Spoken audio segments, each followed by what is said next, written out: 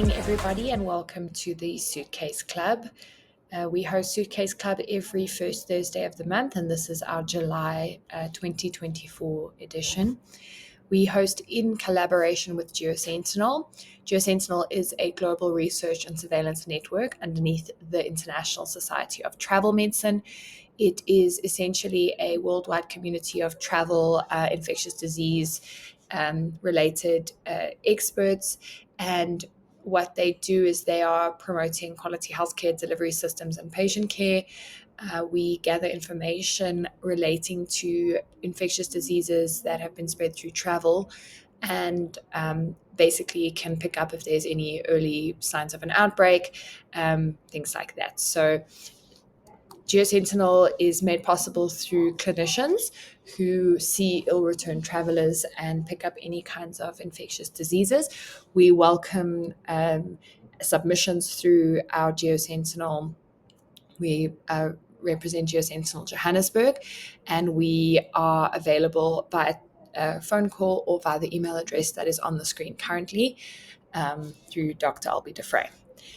Hosting tonight, we are at Travel Doctor Corporate in Rosebank at our corporate clinic in association with the Travel Doctor Group. We are a group of travel clinics around South Africa that form a network that assists with any travel-related queries. We see patients pre-travel, post-travel, and we are located all over South Africa. Right. Thank you to Sanofi for sponsoring this evening's eats. If you join us in person, we usually have something nice to eat either before or after the meeting, and something to drink as well. Tonight we are hearing from Dr. Evan Shoul. He is an infectious disease specialist at Mill Park Hospital, and he's going to be presenting a mystery case for us. I'm going to let Dr. Shoul take over from here. Thank you.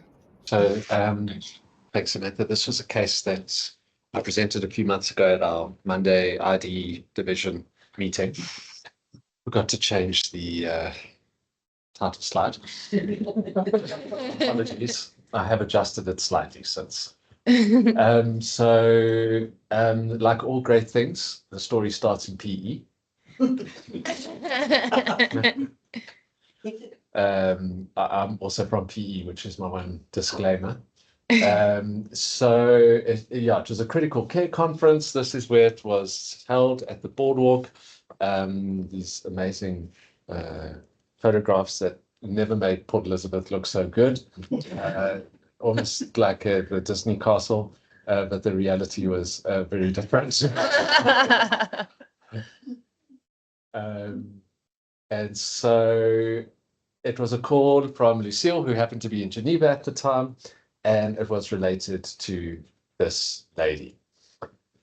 She's a 67-year-old lady from Kinshasa, from the DRC, and she had come to Johannesburg a few months prior for a workup. And the history that I got from the daughter was that it had been an intermittent history over the last sort of 2 years, where about 2 years before she's a lecturer at the university, and she collapsed in the class. Didn't describe a loss of consciousness. It was mostly a balance issue. So some sudden onset of weakness. And she was admitted to a hospital there for 2 weeks. She apparently had a number of tests done and was discharged. We unfortunately had no access to any of those investigations. And then from 2022, her condition started worsening. She developed some constitutional symptoms where the daughter described loss of weight and loss of appetite. Short-term memory was starting to become impaired. She had described constant headaches, occasional fevers and sweats. And this was somebody who was very high functioning. And so there were periods of confusion that were noticed. Getting simple things, she couldn't do her activities of daily living. Unable to swallow, loss of balance. And I got to see her towards the end of the year, so about, I think it was October. And she had been in South Africa since about May. And from earlier in the year, earlier in 2023, she had been mobilizing independently. And a few months prior to me seeing her, she was essentially bedbound. She had seen a number of doctors in Kinshasa. She was extensively investigated. And through the sort of bush telegraph, she had ended up at a neurosurgeon in Johannesburg for investigations. Although there was nothing necessarily neurosurgical on the initial presentation, but I think it was someone within the sort of ex-Congo diaspora who was the receiving doctor when she came. So just to show where she had come from, so she is originally from Kinshasa, and she was from this area, which, if I pronounce, I'll definitely butcher, but right in the center of Kinshasa. And I must say, after all the times I've looked at maps regarding my patients over the years, and Lucille always maintains that the best ID textbook is an atlas, I didn't realize that Kinshasa and Brazzaville were basically on opposite ends of the river. Really, very, very interesting. But anyway, she lived in this area right in the center of Kinshasa, and we'll talk a little bit more about where else she had been in the area. A couple months after, I think she got here in June. She had gone to see the neurosurgeon and underwent some investigations. We see there some of the initial bloods that were done where she had a mild anemia. The platelets were described as clumping, but adequate when they reviewed it manually. Liver function tests, unremarkable. Urea was slightly up on your U&E, so urea 10.3, but normal creatinine. And a few other bits and pieces of investigations had been done. Quite a random assortment of investigations, to be honest. But she did end up with a lumbar puncture towards the end of June, which showed a lymphocyte predominant spinal fluid with a very high protein. PCR panel was all negative, microscopy was negative, and this, in our setting, I just want to see if I give you a chance to think about it. We'll talk about it in a moment. Okay, so she's got a lymphocyte predominant spinal fluid with a very high protein, and blood tests that are, let's say, unremarkable in physician terms. In terms of her background history, she's otherwise previously well. She's got no allergies, no surgical history, no medical history. She was previously well up until this what sounds like a long declining neurocognitive state over the course of, let's say, a year or two. She lives in the center of the city, and she's a professor at the university in the Department of Nutrition. But she also is involved with a company that's on the outskirts of town. I think John got a bit more detail about that while I was fiddling with something else in the cubicle. But she's involved with a farm where there's fresh produce, also, strangely enough, a fish farm on the outskirts of town. John, I don't know if you're able to point to Kinshasa and show. If you go back to Yeah. the farm was in the outskirts, like near to the city, right in this area. Did the family describe what sort of vegetation? They said vegetables.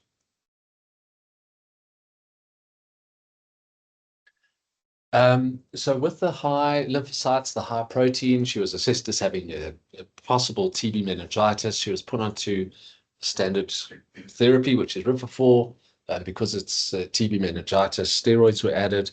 And she had quite a rocky course, in and out of hospital, with periods of recovery, periods of deterioration, relapsing and remitting, with minor triumphs along the way, that led the doctors at that time to believe that she was improving with the TB treatment and improving with the steroids. She even made it to rehab for a couple of weeks. But her neurological picture, with episodes of improvement, unfortunately continued overall to show a deteriorating picture where she showed worsening fatigue. She developed myoclonic jerks. She came back to the acute hospital that she originated from, and she was started on anti-epileptic therapy because of the myoclonic jerks and a follow-up spinal fluid. So if we remember, the first one was the end of June with lymphs of 20 something and a protein of 1. And she had been on TB therapy for at least a month or 2 by this stage. The follow-up lumbar puncture showed lymphocytes were now increased, the protein down a little bit. Polymorphs were still 6, so still an active CSF, certainly not a spinal fluid picture that we would be very happy with in someone who's been on TB therapy for maybe, for give or take, 2 months. She was clearly chronically ill, markedly cachectic. She already had bed sores. By the time I saw her, she had acidotic breathing. Her kidneys were starting to become a problem. Cardiac and abdominal exam were normal. And on her neurological picture, she had a low GCS. She was completely motionless, no initiative, no spontaneous movement at all, and was sort of being fed via a nasogastric tube or with some help from her daughter. And the blood tests around the time that I saw her, unfortunately, weren't particularly revealing, except that she had a slight thrombocytopenia and an MRI that showed very extensive changes, not only along the meninges, but also involving subcortical deep white matter changes and throughout all the lobes. So a diffuse process involving all the lobes, very, very active, not just meninges, but actual like a meningoencephalitis. So an active cerebral tissue lighting up as well. So anyone got thoughts about this? So I mean, this is a problem that we often deal with within our patients with advanced HIV. They come in with this identical spinal fluid picture showing raised lymphocytes, raised protein. We normally look for TB, cryptococcal meningitis, sometimes toxo, but normally they're rim-enhancing lesions in the brain with toxo or nocardia. And if someone's not responding to TB therapy, we have to consider either something like drug resistance TB, which thankfully we don't often see involving the brain. And usually we see something like tuberculomas in that case, or cryptococcomas. But this was an otherwise healthy lady, HIV negative, who has had this chronic neurocognitive decline over about 1.5 years, 2 years.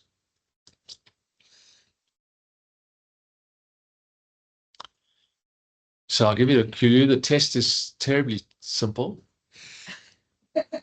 But first, I'm going to subject you to this painfully small writing from Up to Date. So just when preparing for this case a few months ago, most of us are very familiar and very comfortable with the acute meningitis.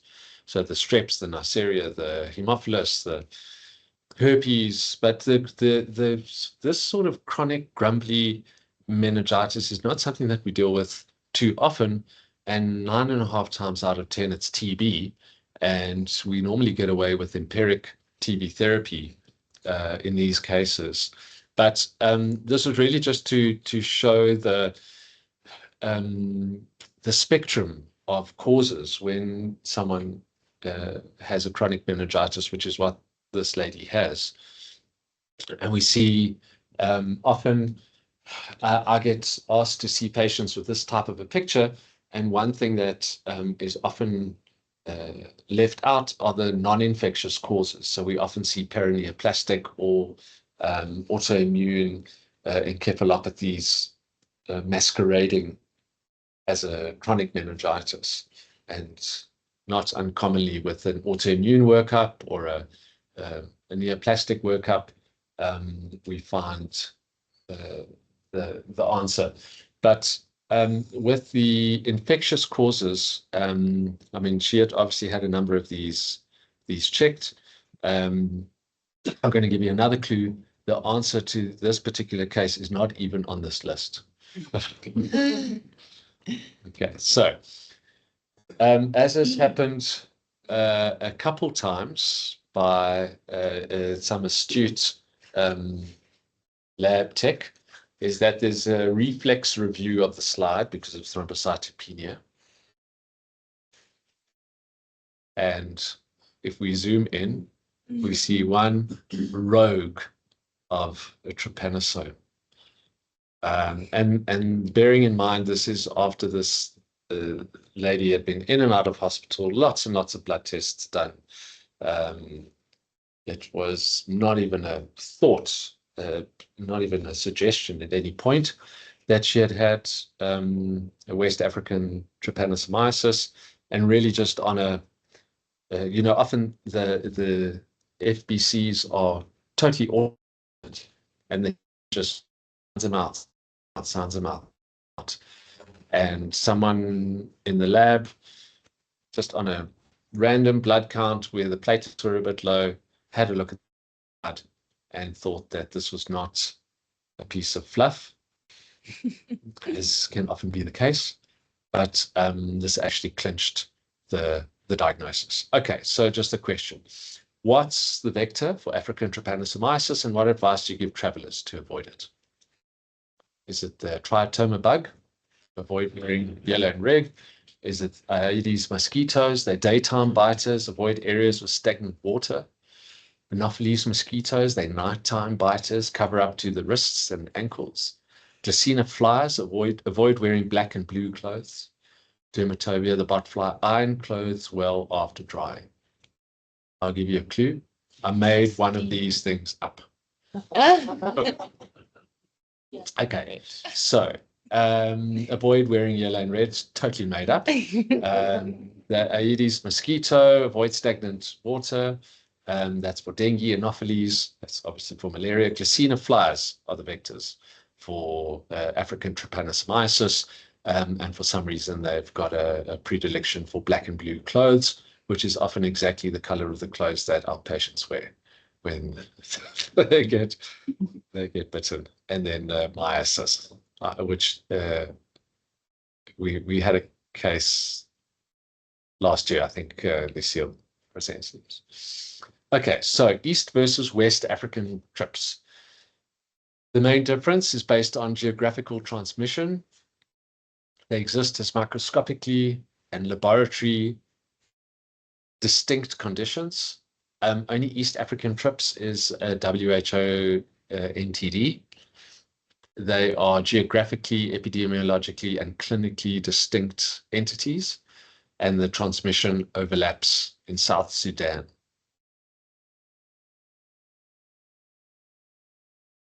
Did I hear someone saying D? Yes. Okay, we're going to talk a little bit about them individually. Okay, so the parasite itself is for human African trypanosomiasis. There's the Trypanosoma brucei, rhodesiense, and gambiense.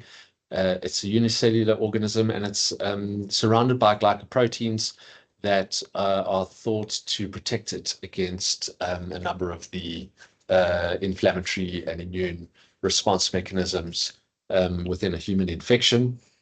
They can evade the human sort of acute inflammatory response. and there's great antigenic variation. The vector itself is the Glossina. There are more than 20 species that transmit trypanosomiasis after feeding on a mammalian host. And the parasite undergoes, like most parasites, development within the tsetse to reach maturity.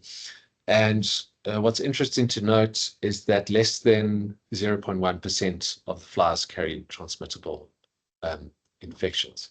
And the bites are thought to be extremely painful, and a lot of game lodges and a lot of areas will know, or they seem to be quite comfortable being able to spot a tsetse fly. I don't think I'd be able to recognize one if it landed on me, even after having given this talk a million times and having looked at these pictures a bunch of times. But the bites are apparently very painful. They're daytime biters, and they like following game drives.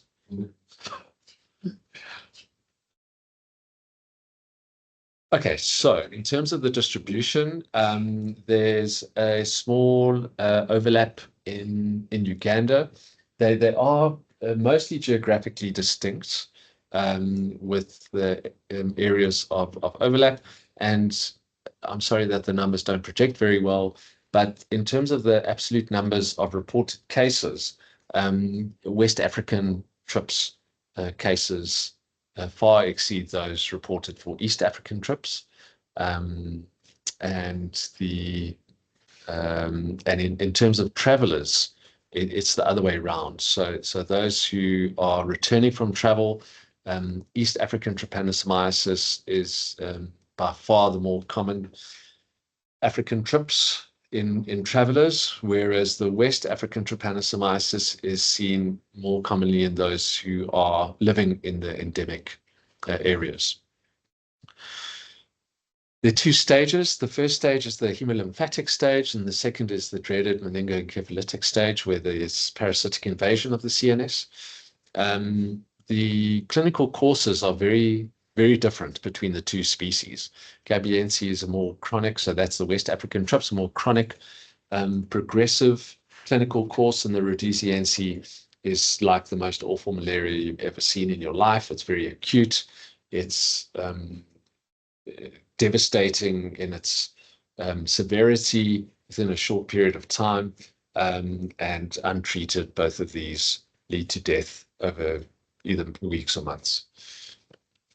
The diagnosis in our setting is mostly through peripheral smears. There are antigen-based sort of agglutination tests that are done for population screening and surveillance in endemic areas.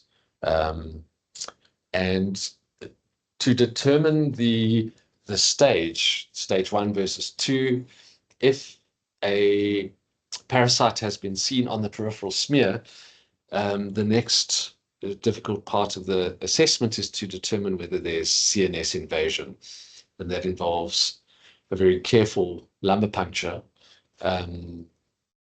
looking for either MOT cells, certain types of inflammatory cells that are seen in the stage 2 or the second stage of TRIPS infections, or the actual trypanosomes in the spinal fluid.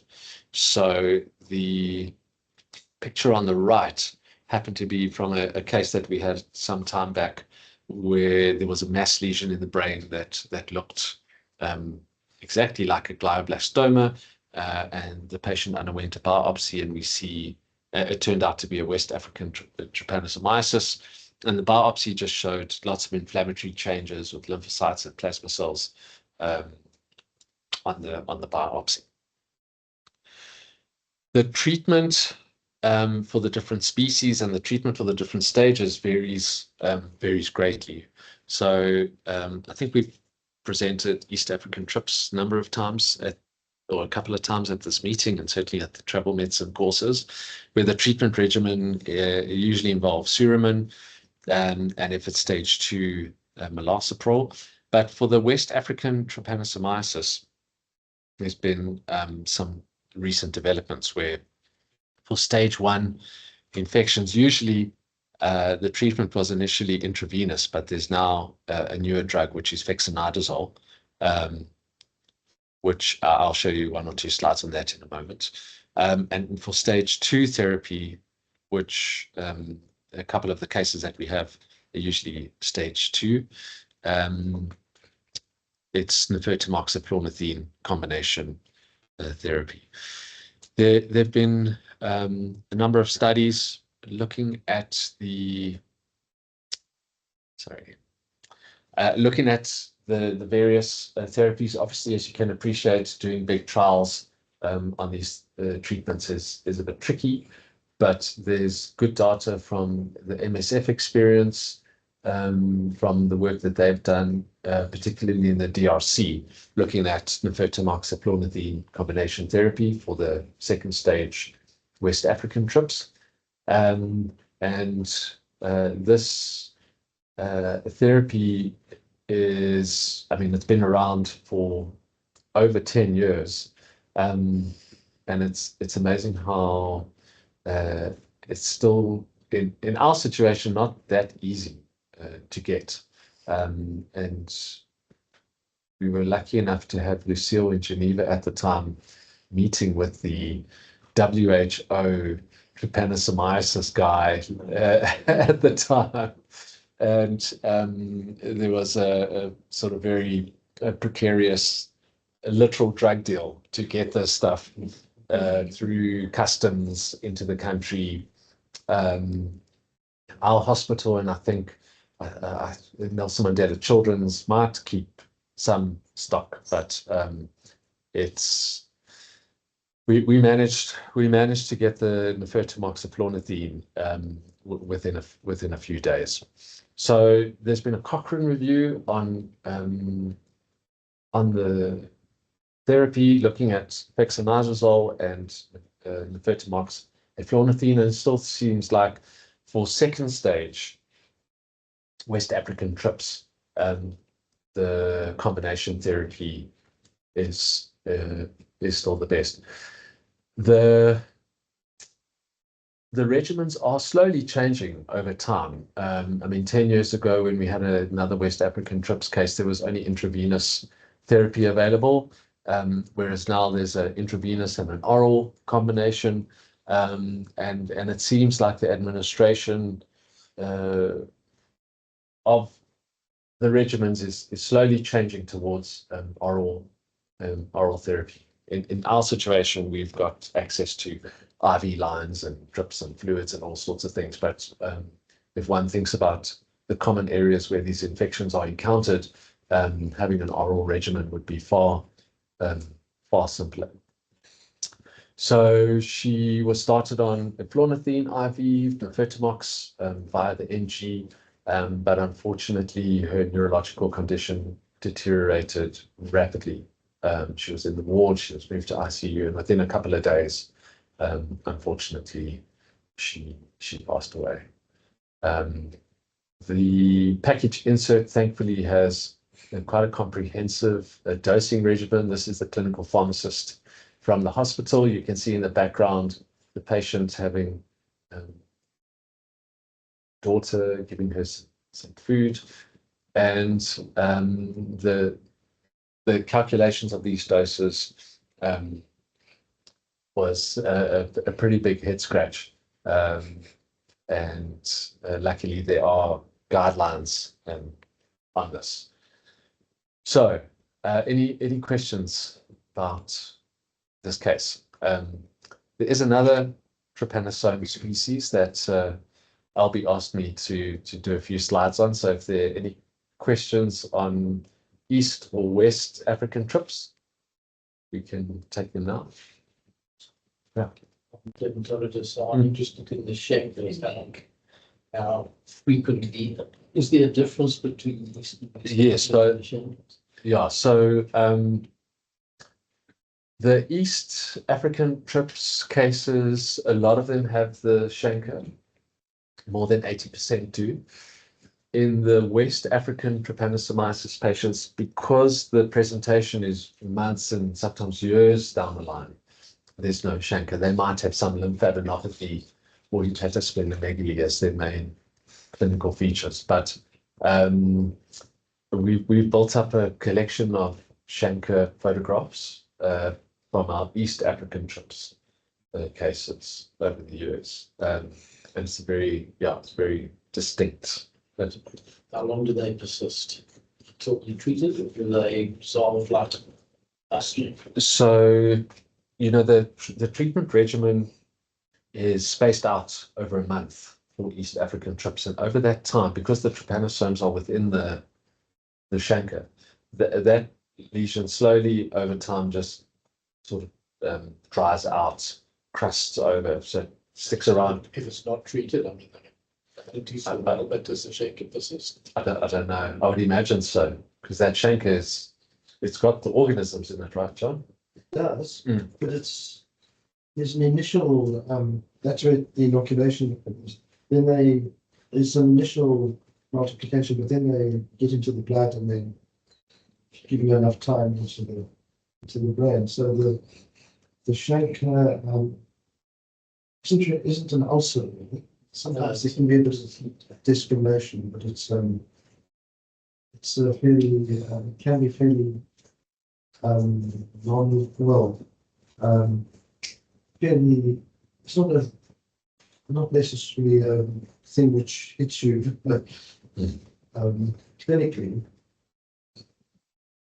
just swelling, bit of redness, mild tenderness, and then as everyone says, it fades away. It's not like the leishmania, for example, aggressive ulcer. But just on the diagnosis side, we do offer a PCR at NICD now for trypanosomes. Both species. We can, so it's genus specific, not species specific. That's for curiosity's sake. One of the interesting product. It's used to reduce hair growth. So it's produced as a cream, and you can still buy it. It's called Vanicream, and you can buy it, and you don't want to, particularly ladies, and don't put this cream on after it slows down hair growth. Because of that possibility, the rights were bought out by Gillette, so that you couldn't want to stop using a razor. So Gillette bought the company, and it could be very difficult to get the topical operation. Yes, that's That is amazing. It's not Big Pharma we have to worry about. It's Big Shaver. Yeah, very, very interesting. Time-wise, so this patient died, and which Yeah. obviously his diagnosed quite late. Mm. So time-wise, what it made a difference? If Yeah. it was diagnosed a month.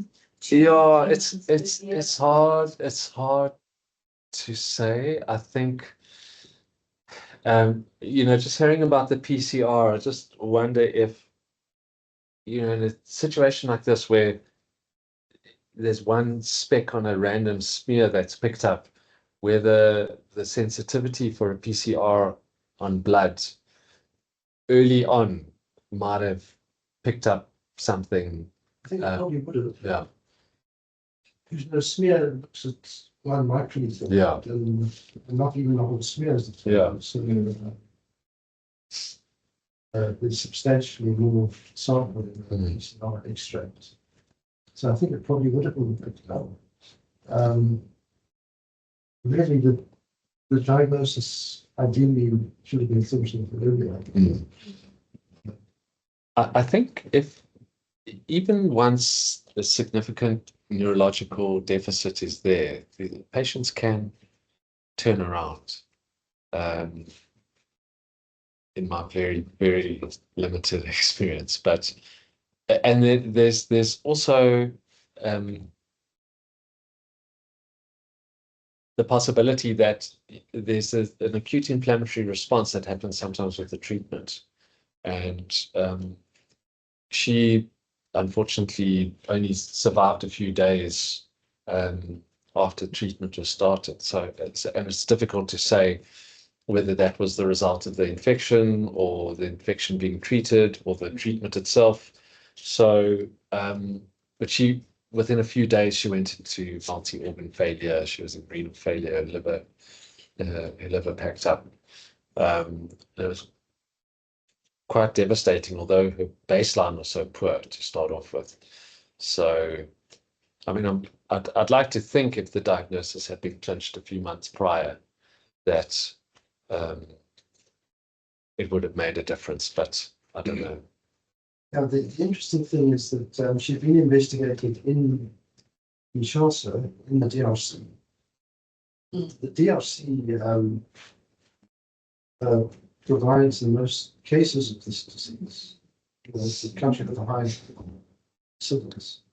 So it's interesting that it wasn't in the setting, wasn't detected, Yeah. wasn't diagnosed.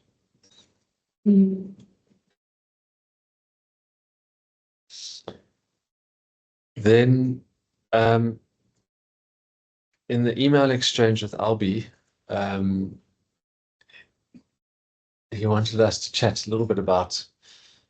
Now, I've never seen a case of Chagas disease, but it does involve a trypanosome of a different sort.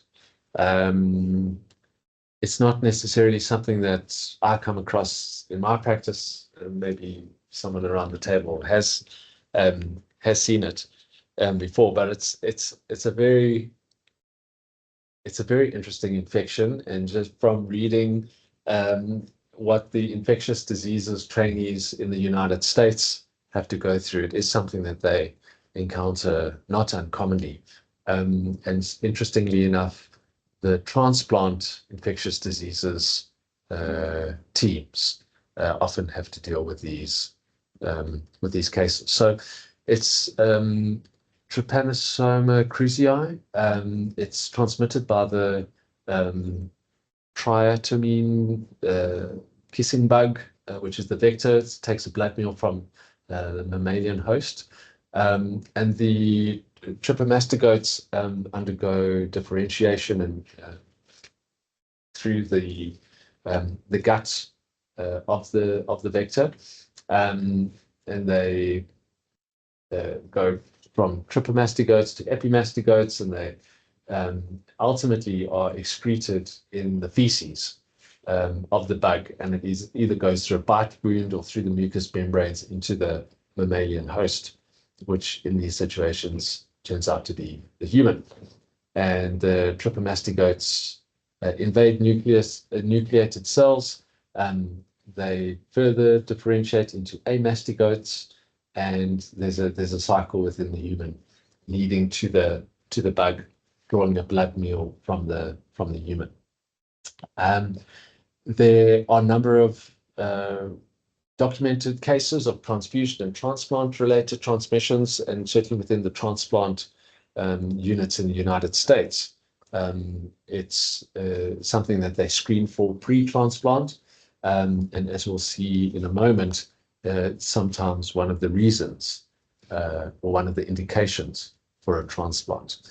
The prevalence is a bit tricky to determine, because they only really go from a country level. There isn't much data going down to areas or districts within the country, but we see that the predominant picture is related to South America, and yeah, so the transmission's concentrated in areas with the domestic vector infestation. So there is spatial clustering within areas, but the review articles that I found didn't really go down to that level. And because the infection is lifelong, if there's no treatment, very often when surveillance and prevalence studies are done, it can pick up not just recent infections, but infections going back many, many years. So I don't think we see too many South African travelers that go to these areas. I don't know if you guys here at TDC see people going to work there. I don't know if there's South African engineers and construction. Which areas? The they're at altitude. Okay. And in which countries? Okay. Brazil. And Brazil. Yeah, and Peru. Peru. Yeah. Okay, interesting. And Argentina, Ashanti has in Argentina. Yeah. And is this something that when you guys see these patients, not, I guess they're not patients, they well, you advise them on this, or this is something that, because this doesn't seem to be something really related to travelers, but more people who are living in an area long term. It's generally for circumstances. Yeah. For housing. Sort of mud huts, right? Yeah. Yeah. Thing. So it's not really that sort of usual tourist accommodation. Okay, so not the Sheratons that the Ashanti guys would be staying in. Yeah. But I mean, surely those guys are working in rural areas, or they're in. But even the camps are proper accommodation. Okay, not. Is it the mud huts, John? That's the sort of breeding ground of the. Yeah. It's the bugs during the day live in cracks in the walls. Mm. They come out at night to feed. So the poorer the housing, the more likely they are to be bugs there. There's another interesting thing which is involves oral transmission or oral acquisition. Mm.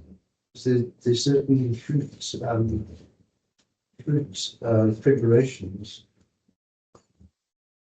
traditional, sort of traditional drinks made from plant juices or fruit juices, and it's sort of homemade stuff. So sometimes the bugs get caught up in the whole processing and land up in this juice, and so the infection can be acquired. I think they're drinking that traditional juice. Add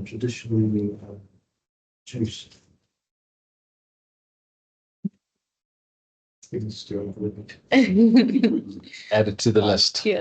Yeah, no, these meetings will turn you into a real party pooper. The clinical infection is really, really interesting. I must say,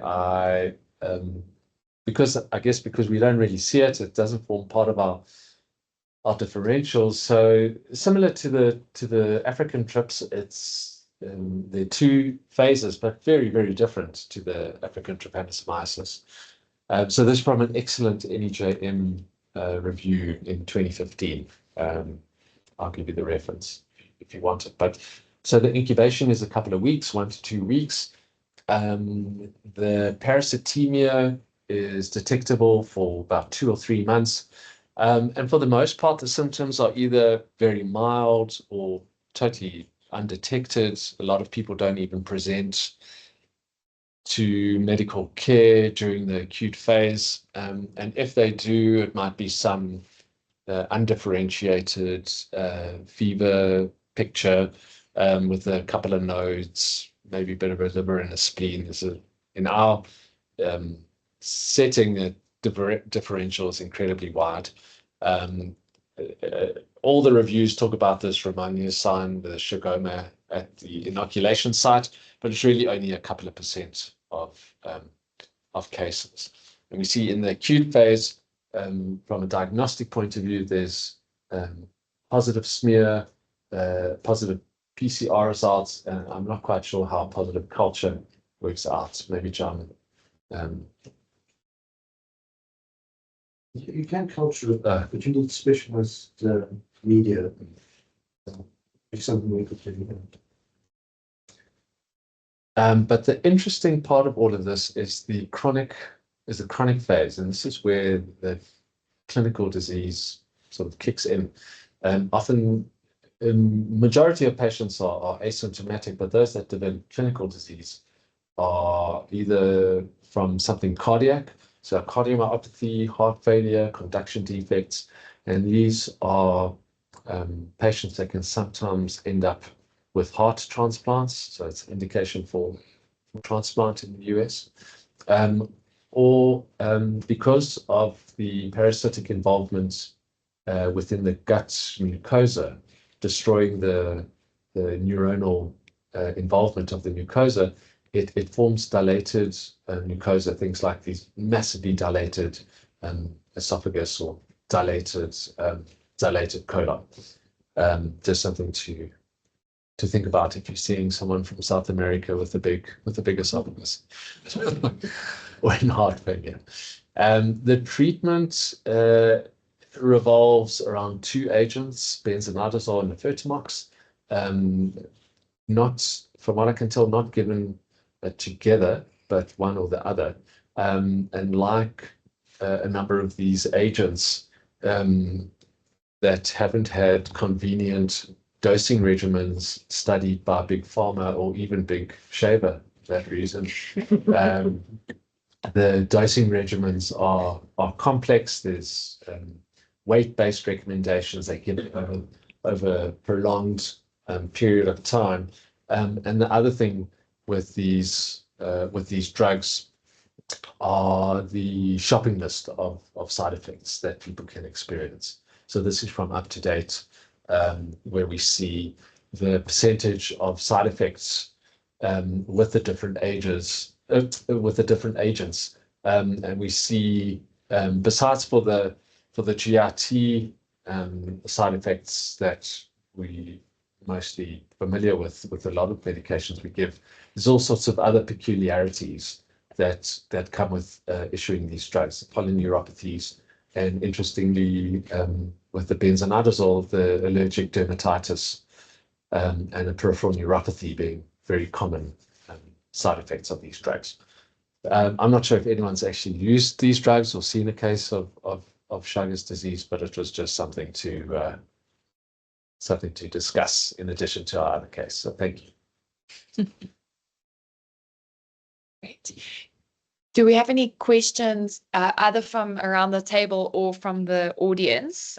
You can post the questions in the chat, or you can unmute and ask if you'd like to ask any questions from here. Chagas being a person. You think this is the name Chagas? Yeah, so Is it Carlos Chagas was a this other thing that's also Chagas? It's like the injected. So one of the more difficult parts of Chagas disease is knowing where to put the apostrophe. And it's yeah, so it's Chagas. So it's not the plural of Chaga. I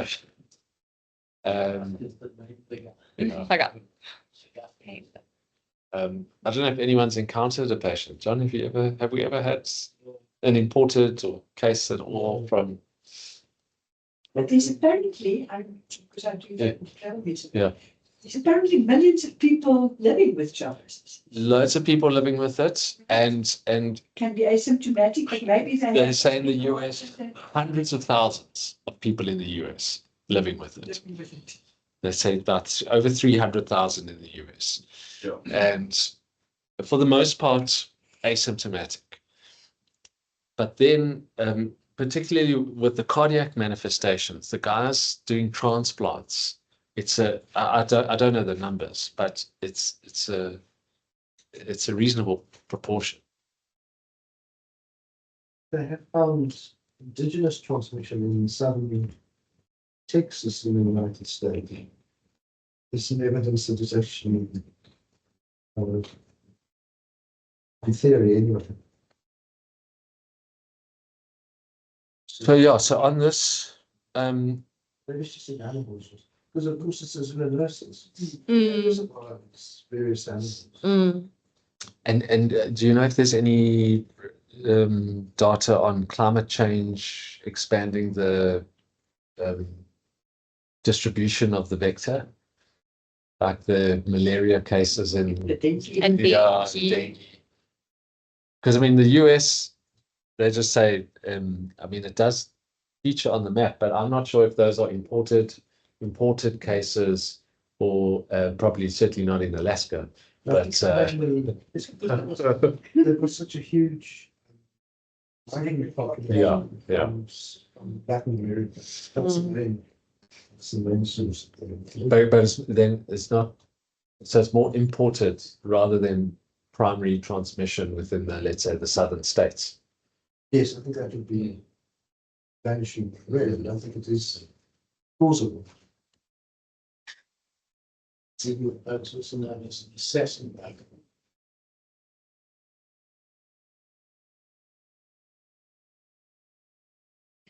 There's a question from Cheryl. Was prion disease excluded in the clinical case? So prion disease is usually a post-mortem diagnosis. It's a great thought. The prion disease is very difficult to diagnose ante-mortem because it involves a brain biopsy that nobody wants to do and nobody wants to look at because of the uncertainties related to the transmission. So I would agree with you that in this type of situation, prion disease would fit. I don't know about the spinal fluid picture or the MRI picture. I think there's something characteristic about the MRI picture with prion disease, and it's usually a post-mortem diagnosis. But it's a great thought. Certainly, when we see someone with a rapidly developing dementia picture, particularly when it's someone in a younger age group. So this lady was in her 60s, which is not the usual age group for dementia. We see, I think Kim had a case of a suspected prion thing not long ago, where it was a young person with a rapidly progressive dementia picture with absolutely nothing else to find, blood tests, everything absolutely normal, but just this relentless neurocognitive decline within the space of a few months. I think is the thing with prion disease, is that this might be a bit too long even for prion disease. Prion disease is particularly aggressive. I don't know, John, if you dealt. The specimens would have to be sent overseas, and it's going to cost about 100,000 rand to get it done with transport and so they chose. But it's a great thought. I have another question then. Was there any other post-mortem testing done on this? On this lady, no. No brain biopsies or samples? No, because it's a bit tricky with the foreign patients who come here to get medical care, die in a hospital. It's an immensely complex dynamic. The prospects of a post-mortem are just non-existent. Yeah. I think there's a lot of doubt about it. I think the diagnosis was clinched.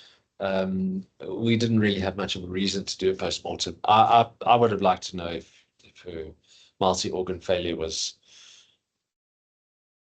the medication or drug-induced or the infection itself, or so. But yeah, I do love a post-mortem, but it wasn't really applicable in this case. Okay. All right. We've got no further questions from the chat, so I'm just going to close the meeting online. Obviously, we can carry on chatting here. Thanks for everyone who joined us, and we will see you next month.